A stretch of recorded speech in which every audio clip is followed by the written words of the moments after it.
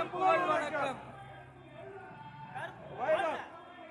காமராஜருக்கு புகழ் வணக்கம் புகழ் வணக்கம். மக்களே கொஞ்சம் யோசித்து பாருங்கள். கல்லூரணி மக்களே கொஞ்சம் ஆழமாக யோசித்து பாருங்கள். ஏன்னா உங்கள் ஊரை சுற்றி ரொம்ப ஆழமாக தோண்டிட்டாங்கன்னு நினைக்கிறேன் எல்லாத்தையும். அதனால் நீங்கள் ரொம்ப ஆழமாக யோசிக்க வேண்டியது இருக்குது. ஏன்னா பல நூறு வருஷமாக வாழ்ந்த இந்த பகுதியில் வாழ்ந்த மக்களுக்கே தெரியாது இந்த பூமிக்கு கீழே இவ்வளவு கல் இருக்குது அப்படின்றது இந்த மக்களுக்கே தெரிஞ்சிருக்காது. ஐயா தங்கம் தென்னரசுக்கும் ஐயா KKSSRக்கும் தெரிஞ்ச அளவுக்கு உங்களுக்கு தெரிஞ்சிருக்காது. இந்த ஊரை இப்போ இந்த மேடைக்கு வர்றதுக்கு முன்னாடி இங்கே போய் இருக்கிற குவாரிகளை பார்த்துட்டு வந்தோம். வெளியூருக்காரனாக இருக்கிற எங்களுக்கே இவ்வளவு பதட்டமாக வருது. உள்ளூரில் வாழக்கூடிய மக்களான உங்களுக்கு ஏன் இந்த ஒரு பதட்டமோ ஒரு கோபமோ ஏன் வரல? நம்ம ஊரை நம்ம வீடை ஒருத்தன் இடிச்சானா நம்ம பார்த்துட்டு சும்மா இருப்போமா? நம்ம வீட்டில் ஒரு சின்னதாக ஒருத்தன் ஓட்டையை போட்டானா நம்ம பார்த்துட்டு சும்மா இருப்போமா? ஆனால் நம்ம ஊரை சுற்றி இவ்வளவு பெரிய ஒரு திருட்டு நடந்து கொண்டிருக்கிறதே ஏன் நமக்கு கோபம் வரல? ஏன் கோபம் வரல? ஒரு நண்பர் சொல்றார், ஏங்க நீங்க இப்படியே இந்த குவாரிகளுக்கு எதிராக பேசினா லாரியை ஏற்றி கொன்றுவாங்க இவங்க அப்படின்னு சொல்றாரு. எனக்கு ஆச்சரியமா இருந்துச்சு. ஏன் நம்ம ஊர்ல ஒருத்தன் நம்மளுடைய கனிம வளத்தை நம்மளுடைய ஊரை நாசப்படுத்திட்டு போற லாரிக்காரனை கொளுத்தாம அவன் நம்மளை ஏற்றி கொன்றுவான்னு சொல்றானே, அப்ப அவனுக்கு அந்த பயம் இல்லைல? அவனுக்கு அந்த பயம் இல்லைல? நம்ம வீட்டில் நம்ம உட்கார்ந்து இருந்தோம்னா நம்ம வீட்டுக்குள்ளார ஒருத்தன் நம்ம வீட்டை உடைச்சு திருடி உள்ள இருக்க செல்வத்தை எவனாவது எடுத்துட்டு போவானா? எடுத்துட்டு போவானா? போக மாட்டான். ஏன்? ஏன்னா போனா நம்மளை அடிப்பான், திருடன்னு தெரிஞ்சா நம்மளை உட்கார வைப்பான், அவன் ஆயுதம் இருந்தா எதிர் தாக்குதல் செய்வான், அவனுக்கு பயம் இருக்கும். ஆனா இந்த மண் அள்ளுறதுக்கும் கல் அள்ளுறதுக்கும் குவாரி நடத்துறதுக்கும் அந்த உரிமையாளர்களுக்கும் இந்த உரிமையாளர்களை தன்னோட பாக்கெட்டில் வச்சு தோளில் சுமக்கிற இந்த அரசியல்வாதிகளுக்கும் கொஞ்சம் கூட பயம் இல்லையே. மக்களே கொஞ்சமாவது புரியுதா? இந்த குவாரிகள் அனைத்தும் உங்களை செயற்கையாக உங்கள் ஊரை விட்டு உங்களை காலி செய்ய வைப்பதற்கான ஒரு ஏற்பாடு. நீங்க நினைச்சிட்டு இருக்கீங்களா இங்க இருக்கிற ஒரு 10 குவாரியும் 20 குவாரியும் தான் உங்களுக்கு இந்த குவாரிகள் மட்டும்தான் அள்ளிட்டு போயிடுவாங்கன்னு? இன்னும் 50 வருஷத்துல இங்க வர்ற தூசினாலையும் தண்ணியும் கிடைக்காம ஒன்றும் கிடைக்காம நீங்க என்ன பண்ண போறீங்க? விவசாயமும் சரியா இல்லாம இந்த ஊரை விட்டு இப்பே பாதி பேர் வெளியே போயிருப்பீங்க. இந்த கல்லூரிலையும் கொஞ்சம் இந்த சாலையில் இருக்கிறதுனால கொஞ்சம் நகர மக்கள் மாதிரி இங்க நகரம் மாதிரி இருக்கிறதுனால இருக்கீங்க. சுத்தி இருக்கிற எல்லா கிராமங்களும் வெளியேறிட்டான். வெளியேறின முன்னாடி என்ன செய்வான்? வெளியேற்றி விட்டு அந்த பகுதியில் இருக்கக்கூடிய கல்லையும் அல்றதுக்கான பிளான் தான் அது. இது அரசு தடுக்குமா? அரசு தடுக்குமா? தடுக்காது. ஏன்? அதை அல்ல சொல்றவனே அவன் தான். அல்ல சொல்றவனே இந்த அரசாங்கம் தான். நீங்க வாக்கு செலுத்தினது நம்மளை பாதுகாக்கிறதுக்காக வாக்கு செலுத்தினீங்க. இன்னைக்கு இந்த பகுதியில் இருக்கக்கூடிய எம்எல்ஏவோ மந்திரியோ உங்களுடைய வாக்கு இல்லாமல் ஆயிருக்க முடியுமா? இந்த அதிகாரத்திற்கு வந்திருக்க முடியுமா? இந்த அதிகாரத்திற்கு வந்த பிறகு அவர்கள் இந்த மக்களை பாதுகாப்பதற்கு பதிலாக இந்த மக்களை இந்த பகுதியிலேயே குழி தோண்டி புதைக்கும் வேலையை செய்கிறார்கள். அதை பார்த்து நமக்கு கோபம் வரவில்லை. ஒரு பொம்பளை பிள்ளைய பள்ளிக்கூடத்திற்கு அனுப்பிட்டு கல்லூரிக்கு அனுப்பிட்டு வீட்டில் நிம்மதியாக உட்கார முடியல. நண்பர் சொன்ன மாதிரி ரோட்ல போனா, வண்டியில போனா, கார்ல போனா அப்படியே முறைக்கிறான், பார்க்கறான். ஏன் பார்க்கறான், எதுக்கு பார்க்கறான் எதுவுமே தெரியல. ஏன்? அவன் சுய நினைவுலயே இல்லை.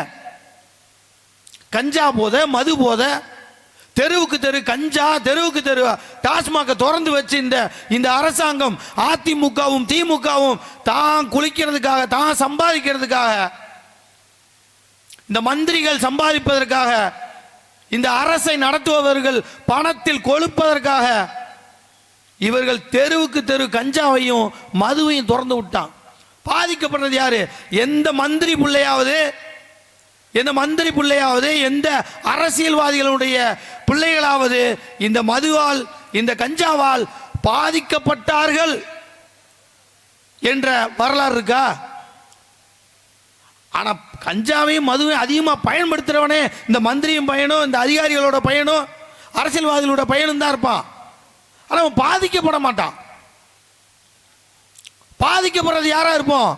அவன் அந்த அதிகாரத்தில் அமர வைத்த இந்த மக்களாக தான் இருப்போம்.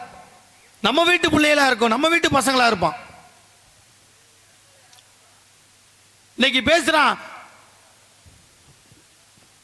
ஒரு 4 பேர் சேர்ந்து ட்ரெயின்ல ஒருத்தனை கண்ணா பின்னான்னு வெட்டுறாங்க. வெட்டுப்பட்டவன் வட இந்திய, வெட்டினவன் நம்மால். உடனே குதிச்சுட்டான். எல்லாரும் நம்மளை பார்த்து பேசுறான். இந்த நாம் தமிழர் கட்சிக்காரன் வந்து வட இந்தியர்களை இவ்வளவு தூரத்துக்கு பேசுறானே, இன்னைக்கு வட இந்தியர்களை வெட்டுறது யாரு? புலம்பெயர் தொழிலாளர்களை நீங்க பாதுகாப்பு கிடையாது, அவனை வெட்டுறது யாரு? தமிழ்நாட்டுக்காரன் தானேன்றான். அவனுடைய வன்மம். நாங்க தமிழ்நாட்டுக்காரனுக்காக பேசி தமிழ்நாட்டுக்காரன்லாம் போதையில் போய் எல்லாரையும் வெட்டுறான் சொன்னோம்.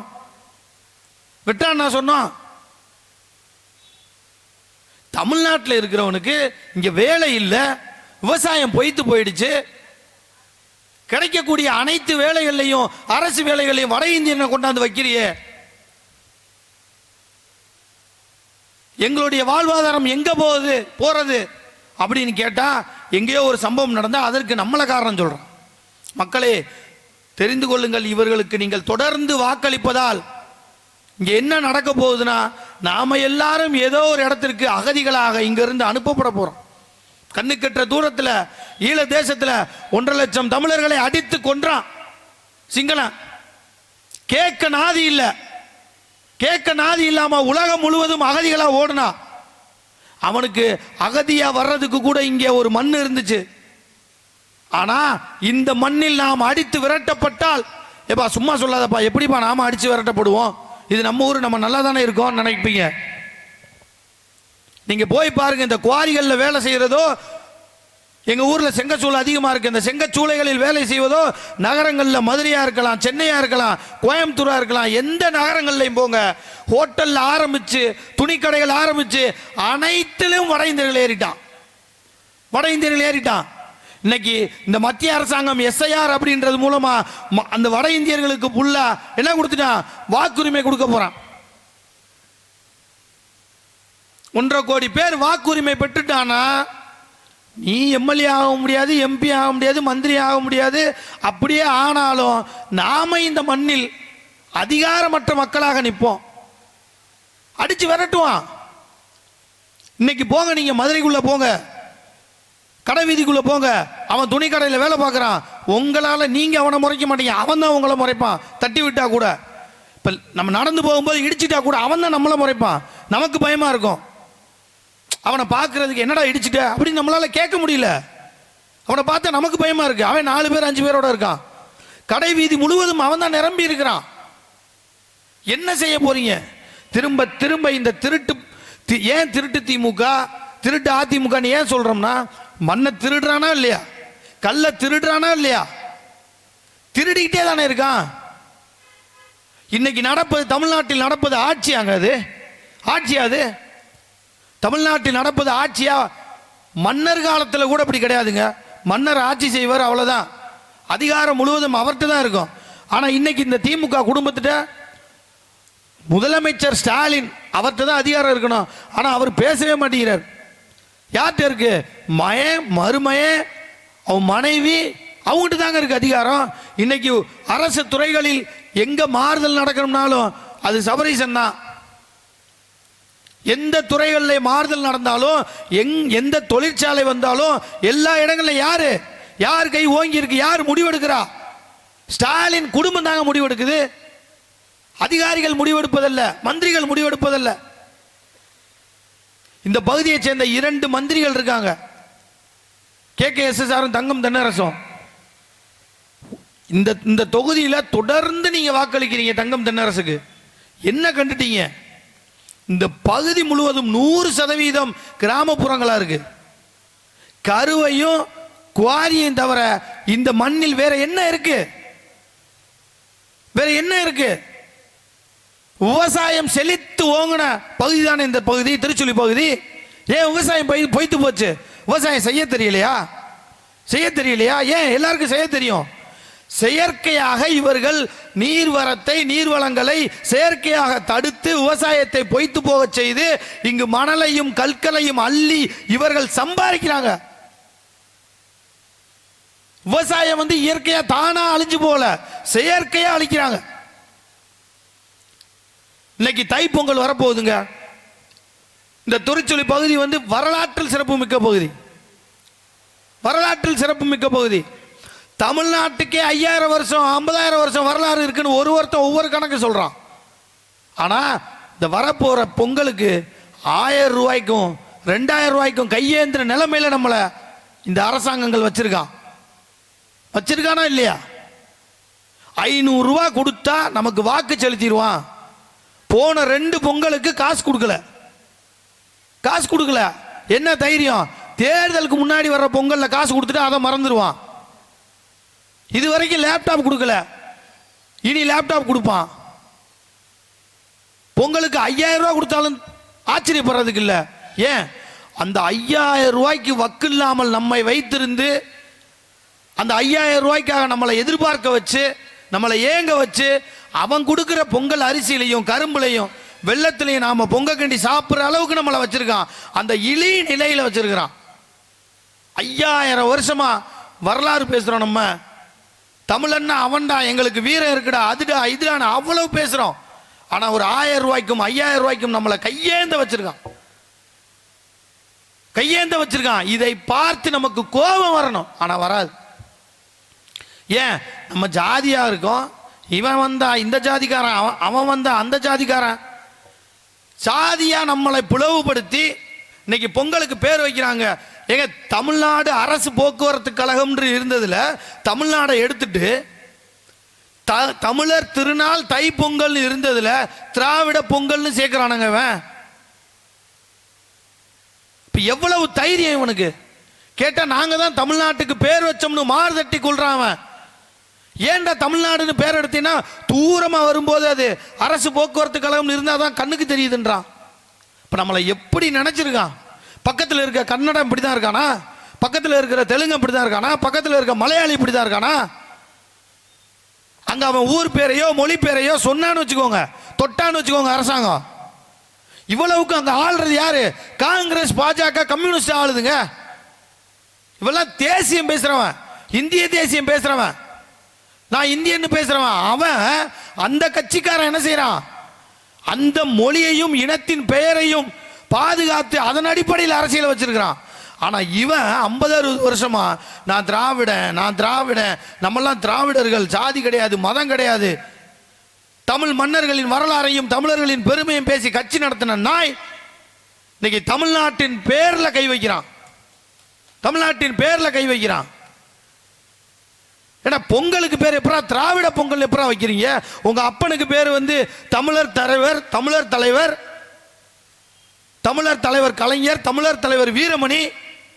உங்க பேருக்கு பின்னாடிலாம் தமிழர்னு வச்சுக்குவீங்க. எங்க பொங்கலுக்கு எங்களுக்கு வைக்கும் போது திராவிடம்னு வைப்பீங்களா நீங்க? இப்ப எவ்வளவு கொழுப்பு! அப்ப யாரு? நம்ம மக்கள் அவனுக்கு செலுத்தினது தானே, அவனுக்கு கொடுத்த அந்த அதிகாரம் தானே. நம்ம கொடுத்த அதிகாரத்துல ஏறி நம்ம தலையிலே உட்கார்ந்து இன்னைக்கு நம்மளுடைய பேரையும் அடையாளங்களை ஒழிச்சுக்கிட்டு இருக்கானவன்.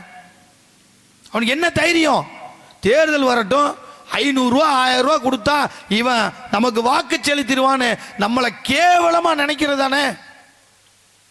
சீமான் மாட்டுக்கு மாநாடு நடத்துறாரு, மாடுகளுக்கு மாநாடு நடத்துறாரு, மாடுகளோட பேசுறாரு. சீமான் மனிதனா? 5 அறிவா 6 அறிவா என்னென்ன பேசுறான்? மாடுகளோட யாரா பேசுனா? குருட்டு பயல. அங்க மனுஷன் தான்டா உட்கார்ந்து இருந்தான்.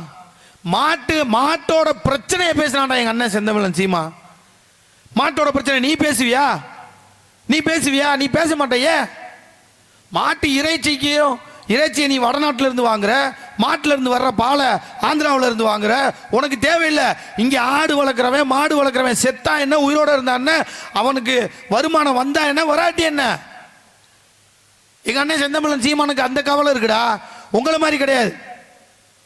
என்னுடைய விவசாயி அவனுடைய பொருளாதாரம் அவனுடைய கையில் இருக்கக்கூடிய ஆடு மாடுகளை நம்பி இருக்கு. அது மேய்ச்சல் நிலம் அதற்கு இருந்தா தான் அது வளர்ந்து அது அது அந்த விவசாயிக்கு பொருளாதாரத்தை நிறைவு செய்யும். அவனுடைய மருத்துவ செலவும் அவனுடைய படிப்பு செலவும் குடும்ப செலவும் அந்த ஆட்டையும் மாட்டையும் நம்பி இருக்கு. அதற்கான மேய்ச்சல் நிலங்கள் எங்க இருக்கு? எங்கேயும் இல்ல. இல்லாததுக்காக ஒரு மாநாடு நடத்துறான், கடல் மாநாடு நடத்துறான் எங்க அண்ணன். ஏன் கடல்ல நீ கடல் ஆவாடா வச்சிருக்கீங்க? இருக்கிற குப்பையெல்லாம் கொண்டு போய் கொட்டி மலைகள் மாநாடு நடத்துறான். ஏன் மலைகள் மாநாடு நாங்க நடத்தலைன்னு வச்சுக்க, இருக்கிற மலையவே நீ வெட்டி தின்னுகிட்டு இருக்க.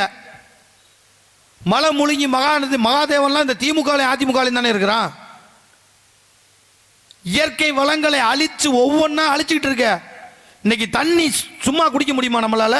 10 ரூபா 20 ரூபா நீரின் மாநாடு நடத்துறான், தண்ணீர் மாநாடு நடத்துறான் எங்க அண்ணா. ஏன் தண்ணியை காசாக்கிட்டாங்க இவங்க. இந்த அரசியல்வாதிகள் முதலாளிகளுக்கானவர்கள். இந்த அரசியல்வாதிகளே முதலாளிகள் தான். அன்னைக்கு 50 வருஷத்துக்கு முன்னாடி முதலாளிகளுக்காக இந்த அரசியல்வாதிகள் வேலை பார்த்தார்கள். இந்த 60 வருஷத்துல இவனுங்க நல்லா கொளுத்து சம்பாரிச்சு இவனுங்களே முதலாளிகள் ஆயிட்டான். நம்மளெல்லாம் வெறும் வாக்கா தாங்க பார்க்குறான், வெறும் வாக்கா தான் பார்க்குறான். நம்ம முழிச்சுக்கல இதுவும் பார்க்க மாட்டான். ஒரு தொகுதியில் 3 லட்சம் வாக்குகள் இருக்குன்னா உங்களை வாக்கா பார்த்துக்கிட்டே இருப்பான். சுரண்டி சுரண்டி சுரண்டி சுரண்டி அந்த 3 லட்சம் பேரில் 50,000 வெளிநாட்டுக்கு வேலைக்கு போவான், வெளியூருக்கு போவான், அகதிகளை வெளில போவான். அதெல்லாம் அவனுக்கு கவலையே இல்லை. ஏன் 1.5 லட்சம் பேர் ஆனால் கூட அவனுக்கு பரவாயில்ல. 1.5 லட்சம் பேர் வாக்கு செலுத்தினா இந்த மண்ணின் அதிகாரம் அவனுக்கு வந்துடும்ல. மாநகரங்களில் இப்போ மதுரையோ சென்னையில எவ்வளோ வாக்கு சதவீதம்? 52% தான் வாக்கு செலுத்துறான். 52% தான் வாக்கு செலுத்துறான். ஏன் அங்கே உள்ளூர்காரன் அவ்வளோதான் இருக்கிறான், மீதியெல்லாம் வெளியூர்காரன் வந்துட்டான். அவன் வாக்கு செலுத்துறான், செலுத்தாம போறான், அவனுக்கு தேவையில்லை.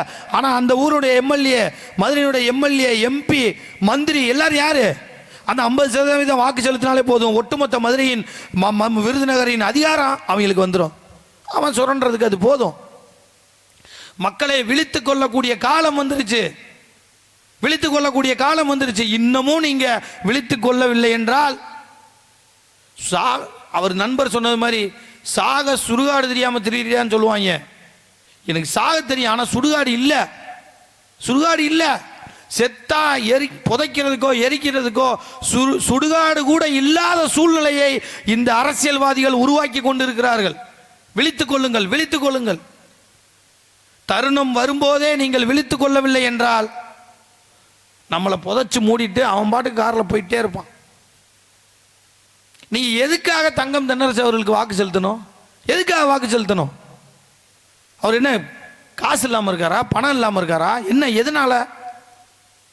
போன கூட்டத்தில் கூட நான் சொன்னேன், நீங்க திரும்ப திரும்ப வாக்கு செலுத்துங்க, அடுத்தும் செலுத்துங்க, இந்த முறையும் செலுத்துங்க. ஏன்னா அவர் பாவம் கொஞ்சம் இன்னும் கொஞ்சம் சம்பாதிக்கணும். லட்சத்தீவில் ஒரே ஒரு தீவு மட்டும் பாக்கி இருக்கு அவர் வாங்குறதுக்கு. ஐரோப்பா பக்கத்தில் ஒரு குட்டி தீவு இருக்கு, அதை வாங்கணும், அவர் சம்பாதிக்கணும். அதனால அவர் ரொம்ப கொஞ்சம் கஷ்டப்பட்டுக்கிட்டு இருக்காரு, அதை வாங்குறதுக்கு பணத்தை தேடிக்கிட்டே இருக்காரு. அதனால வாக்கு செலுத்திடுங்க. எதுக்குங்க வாக்கு செலுத்தணும் அவருக்கு? உண்மையிலேயே ஒரு நல்ல காரணம் இருந்தால், நல்லது கெட்டதை தவிர்த்து இந்த மக்களுக்கு ஏதேனும் நல்லது செய்திருந்தார் என்று நீங்கள் நினைத்தால் அவருக்கு வாக்கு செலுத்துங்க. எதிர்காலத்தில் அவர் உங்களுக்கு நல்லது செய்வார் என்று நினைத்தால் கூட வாக்கு செலுத்துங்க. சாதிக்காரர்னு வாக்கு செலுத்தாதீங்க. அவர் நம்ம வீட்டுக்கு விசேஷத்துக்கு வந்தாருன்னு வாக்கு செலுத்தாதீங்க. வேண்டாம். வாக்கு என்பது மதிப்புமிக்க ஆயுதம். அதை பயன்படுத்தி உங்களுடைய தலையெழுத்தை, உங்களுடைய எதிர்கால சந்ததியினரின் தலையெழுத்தை மாற்றுவதற்கு நீங்கள் முயற்சியுங்கள். மறுபடியும் மறுபடியும் கொண்டு போய் விஜயை பற்றி பேசக்கூடாதுன்னு நினைக்கிறேன் கூட்டங்களில். ஏன்னா நம்ம விஜயை பற்றி பேசுறது அவனுக்கு விளம்பரம் தேடி தர்றது மாதிரி இருக்கு. ஏற்கனவே பைத்தியமா சுற்றி தர்றான் நம்ம இளைஞர்கள்லாம். நம்ம பேசி பேசி இல்லாத ஒரு கூட்டத்தை நம்மளே உருவாக்கிடக்கூடாதுன்னு பார்க்குறேன். ஏன்னா ஃபஸ்ட்டு ஷோவுக்கு போகிற அதே கூட்டம் மாநாட்டுக்கு போகுது, கூட்டத்துக்கு போகுது, அவன் பின்னாடி போயிட்டு இருக்கு. நாமளாக பேசி பேசி பேசி பேசி பேசி அவனுக்கு கிராமம் ஃபுல்லாக கூட்டத்தை உருவாக்கக்கூடாதுன்னு பார்க்குறேன். நல்ல தலைவர்களையும் அறிவாளிகளையும் பற்றி பேசலாம். எதிர்த்து நிற்கிற எதிராளி பலமானவன் என்றால் அவனை எதிர்த்து சண்டையிடலாம், எதிர்த்து சண்டையிடலாம். மனநோயாளிகளை எதிர்த்து சண்டையிடுவது பயனற்றது. பார்த்துக்குங்க, தமிழ்நாட்டோட சூழலை பாருங்க. ஒரு பக்கம் திருடன், ஒரு பக்கம் மனநோயாளி. இந்த அரசியல் களத்தை பார்த்தாலே நமக்கு அண்ணன் என்னை முத நிற்க சொல்லும்போது எனக்கு பதட்டம் தான் வந்துச்சு. என்னடா போய் நின்று எங்கே ஓட்டு கேட்டு எவன்கிட்ட போய், ஏன்னா எவன்கிட்ட ஓட்டு காசை தண்ணியாக கொட்டுறான். காசை ஒரு பக்கம் தண்ணியாக கொட்டுறான், ஒரு பக்கம் என்னடா ரசிகர் பின்னாடி மனநலம் பாதிக்கப்பட்ட மாதிரி ஓடுறான் கூட்டம் கூட்டமாக. இவன்கிட்ட போய் நம்ம என்ன பேசி என்ன செஞ்சு நம்ம வாக்கு கேட்கறது? எங்க அண்ணன் சொல்லுவார், மக்களை நம்புடா தம்பி, மக்களை நம்பு, நிச்சயமாக ஒரு நாள் மக்கள் நம் கரம் பற்றி வருவார்கள். இந்த தமிழ்நாட்டின் அரசியல் தலைகீழாக மாறும். இந்த மக்களின் எதிர்கால சந்ததியினரின் வாழ்க்கை வளம் பெறும். அதற்கு நாம் உறுதுணையாக நிற்போம் என்று சொல்லுவார். அதை நம்பி இந்த திருச்சுழி மக்களையும் நம்பி நான், என் அண்ணன் செந்தமிழன் சீமான் அவர்களின் வார்த்தையை நம்பி இந்த திருச்சுழி மக்களையும் நம்பி நான் இந்த தேர்தலில் நான் இங்கு நிற்கிறேன். முடிவு செய்து கொள்ளுங்கள். உங்களுடைய வாக்கு மதிப்பற்ற, விலை மதிப்பற்ற அந்த வாக்கு என்பது திருடர்களுக்கா அல்லது இந்த மக்களை நேசித்து நிற்கும் பிள்ளைகளுக்கா என்று முடிவு செய்து சிறிது நேரம் சிந்தித்து வாக்களியுங்கள். வரக்கூடிய தேர்தலில் விவசாய சின்னத்திற்கு வாக்களியுங்கள். நாம் தமிழர் கட்சியை அரியணையில் அமர்த்துங்கள். நீங்கள் எந்த பிரச்சனைகளுக்கும் அதிகாரிகளை நோக்கியோ அரசியல்வாதிகளை நோக்கியோ நீங்கள் செல்ல வேண்டிய தேவை வராது என்று உறுதி கூறி என்னை இந்த பகுதியின் திருச்சுழி சட்டமன்ற தொகுதியின் உறுப்பினராக தேர்ந்தெடுங்கள். நான் குவாரியை மூடுறனோ இல்லையா, அந்த அதிகாரம் எம்எல்ஏக்கு கிடையாது. ஒரு எம்எல்ஏவால் குவாரியெல்லாம் மூட முடியாது, என்னால் மூட முடியாது. ஆனால் நான் எம்எல்ஏவாக இந்த தொகுதிக்கு வந்தால் இந்த குவாரியிலிருந்து ஒரு லாரி கூட வெளியேறாது. அது என்னால் முடியும். அதை நான் செய்து காட்டுறேன். எனக்கு வாக்களிங்கள் என்று கூறி வாய்ப்புக்கு விடைகூறி நன்றி பாராட்டி விடைபெறுகிறேன். நன்றி, வணக்கம். நாம் தமிழர்.